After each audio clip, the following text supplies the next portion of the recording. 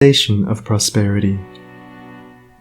It is granted only to the heart that abounds with integrity, trust, generosity, and love to realize true prosperity. The heart that is not possessed of these qualities cannot know prosperity, for prosperity, like happiness, is not an outward possession, but an inward realization. The greedy man may become a millionaire, but he will always be wretched, and mean, and poor, and will even consider himself outwardly poor, so long as there is a man in the world who is richer than himself, whilst the upright, the open-handed and loving will realize a full and rich prosperity, even though their outward possessions may be small. He is poor who is dissatisfied, he is rich who is contented with what he has, and he is richer who is generous with what he has. When we contemplate the fact that the universe is abounding in all good things, material as well as spiritual, and compare it with man's blind eagerness to secure a few gold coins or a few acres of dirt, it is then that we realize how dark and ignorant selfishness is. It is then that we know that self-seeking is self-destruction. Nature gives all, without reservation, and loses nothing. Man, grasping all, loses everything. If you would realize true prosperity, do not settle down, as many have done, into the belief that if you do right, everything will go wrong. Do not allow the word competition to shake your faith in the supremacy of righteousness. I care not what men may say about the laws of competition, for do I not know the unchangeable law, which shall one day put them all to rout, and which puts them to rout even now in the heart and life of the righteous man?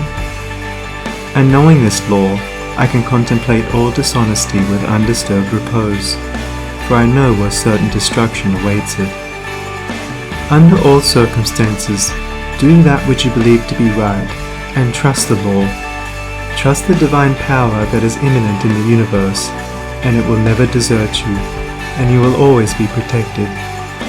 By such a trust, all your losses will be converted into gains, and all curses which threaten will be transmuted into blessings.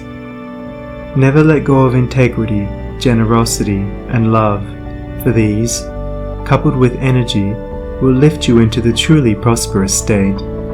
Do not believe the world when it tells you that you must attend to number one first, and to others afterwards. To do this is to not think of others at all, but only of one's own comforts. To those who practice this, the day will come when they will be deserted by all, and when they cry out in their loneliness and anguish, there will be no one to hear and help them. To consider oneself before all others is to cramp and warp and hinder every noble and divine impulse. Let your soul expand. Let your heart reach out to others in loving and generous warmth, and great and lasting will be your joy, and all prosperity will come to you. Those who have wandered from the highway of righteousness guard themselves against competition. Those who always pursue the right need not to trouble about such defense. This is no empty statement. There are men today who, by the power of integrity and faith, have defied all competition, and who, without swerving in the least from their methods, when competed with, have risen steadily into prosperity, whilst those who tried to undermine them have fallen back defeated. To possess those inward qualities which constitute goodness is to be armoured against all the powers of evil, and to be doubly protected in every time of trial.